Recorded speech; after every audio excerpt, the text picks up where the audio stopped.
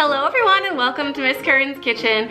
Today, since April showers bring May flowers, we have a flower themed episode for you today, and we will be making flower pastry mini pies, which I'm really excited about. It's a super fun recipe. It should be really easy and perfect for this spring weather. We're also going to learn a little bit about the parts of a flower.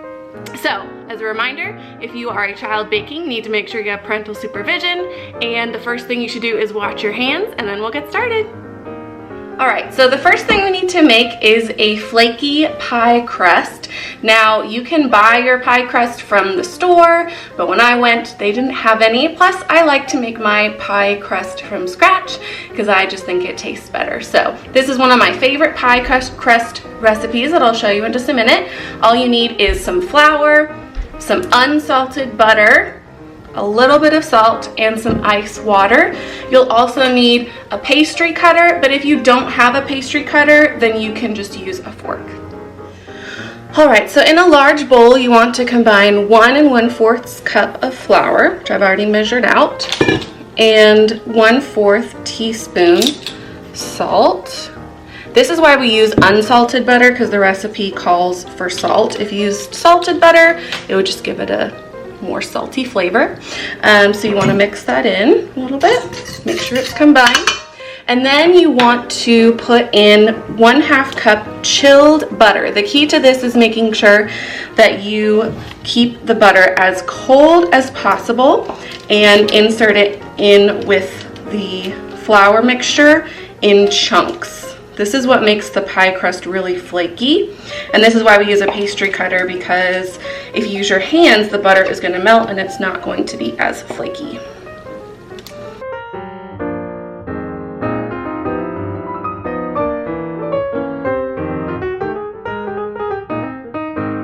Okay, now you are going to use the pastry cutter to cut in the butter .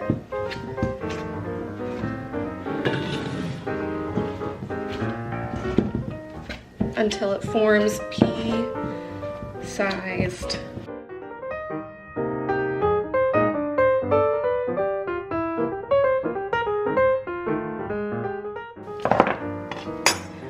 So as you can see, it's starting to form like pea-shaped sized butter, and that is when it's getting really close to being ready to add the water.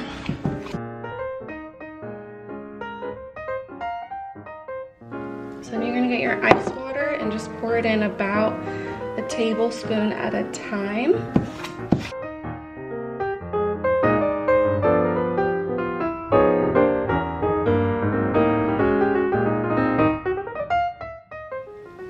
Now, a quick hint, if your dough is really sticky, you can add a little more flour to make it like this. And if your dough is too dry, you can add that ice water 1 tablespoon at a time until it is less sticky. So we're gonna put this in the fridge for at least 4 hours or overnight, and then we'll continue.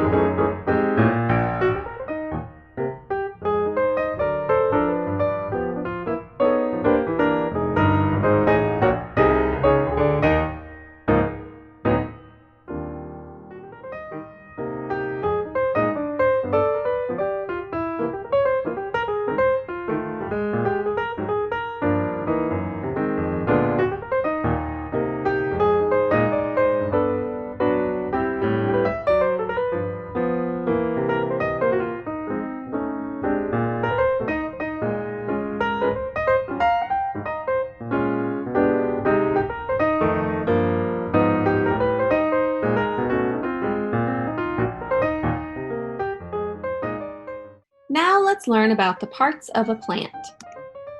Plants have roots, a stem, some have a flower, fruit, and leaves. But what do the roots do? The roots hold the plant in place. They also soak up water and nutrients from the soil. Then the roots send the water and nutrients up the stem. Did you know that we eat some types of roots? For example, carrots, radishes, beets, and turnips. What does the stem do? Well, the stem carries the water and nutrients to the rest of the plant.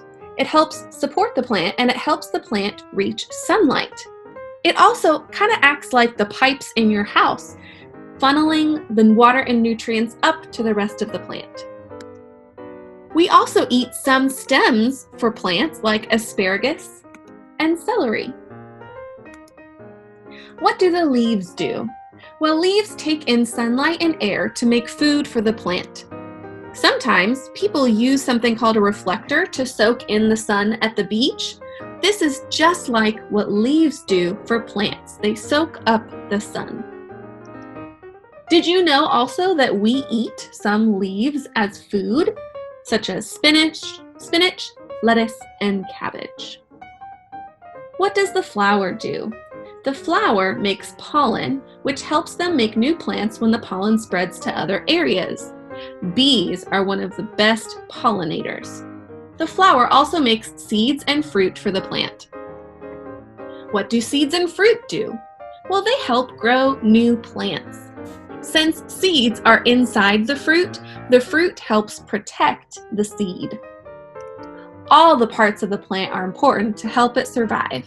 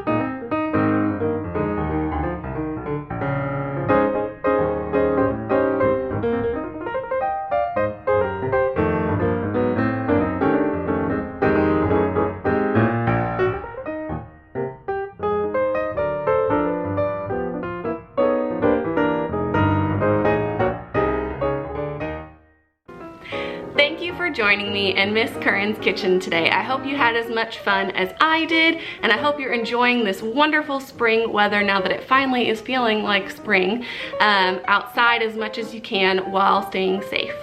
I hope you also enjoyed learning a little bit about the parts of a flower, and make sure you fill out the Google form below to tell me what you learned, and also send me pictures of you baking. We got to highlight a couple scholars this week who have sent in pictures of them baking, and I love seeing that you guys are enjoying these videos and having fun baking with your family at home. So have a wonderful and safe week, and we'll see you next time.